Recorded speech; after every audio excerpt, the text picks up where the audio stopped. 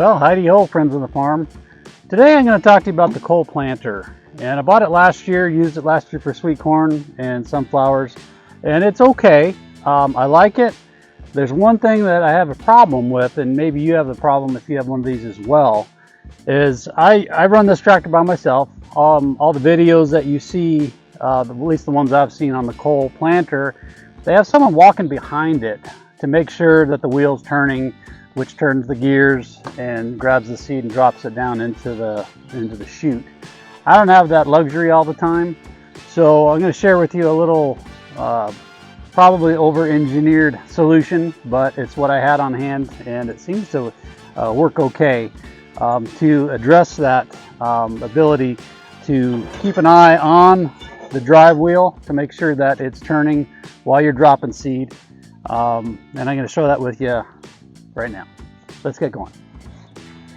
Okay, so how these coal planters work, you have a hopper of seed that's right in here, and this is the drive wheel. So you lower your 3-point hitch down onto the ground, this makes contact, and as you go up and down the row that you're planting, the ground is what makes this turn, okay?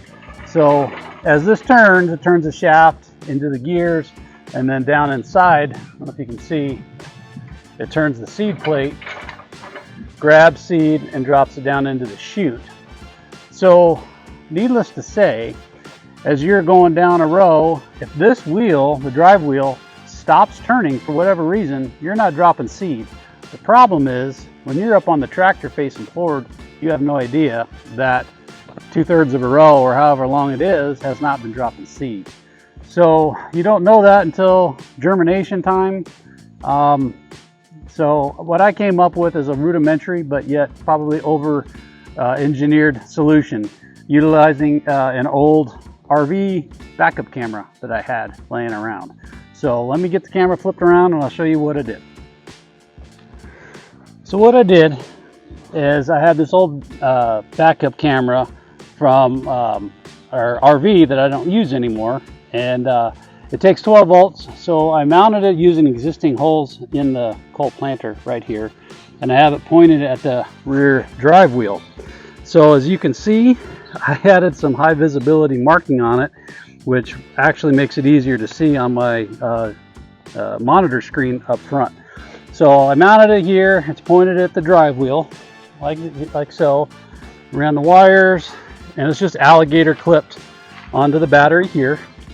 And then the wireless monitor is right here. So let's see if I can get it so you can see on the screen. You can see you have good visibility of that drive wheel. So let me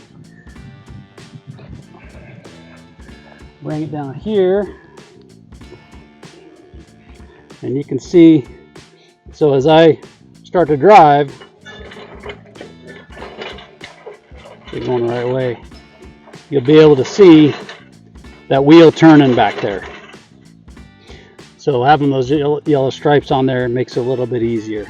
So I plan on just having this monitor just resting right here, so it's right in line of sight as I'm going down my row.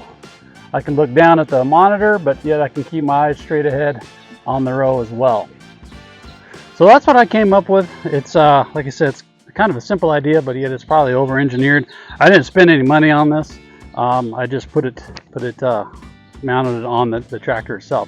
One of the other ideas I had was maybe rigging up some kind of bell that would rub against the cast iron surface of that drive wheel that I'd be able to hear when it stopped turning, but I didn't go down that avenue. Once I realized, I was like, hey, I got this old camera, let's hook it up and let's give it a shot. I'll bring you along, see how it goes.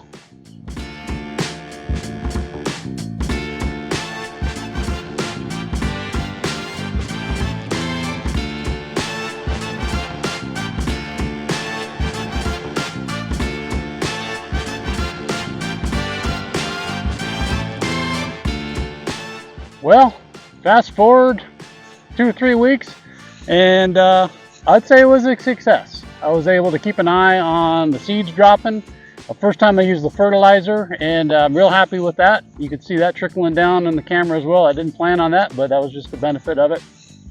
So I think this is something that I'm going to be utilizing going forward.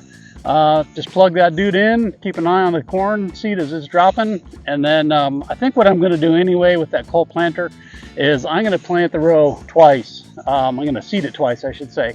And it's easier to thin out corn than it is to make up for the gaps. So I'm real happy with the result of that.